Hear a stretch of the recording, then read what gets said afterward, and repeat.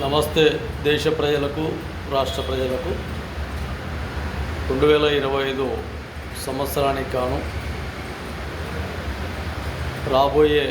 12 నెలల వ్యవధిలో యువత,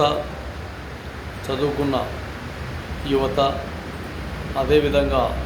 చదువులేని వ్యక్తులు, అదేవిధంగా మహిళలు,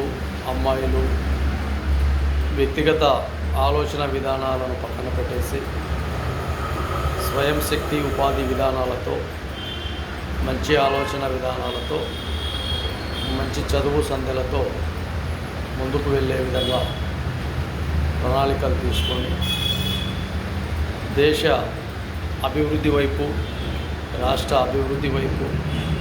ప్రయాణం చేసే విధంగా, ముఖ్యంగా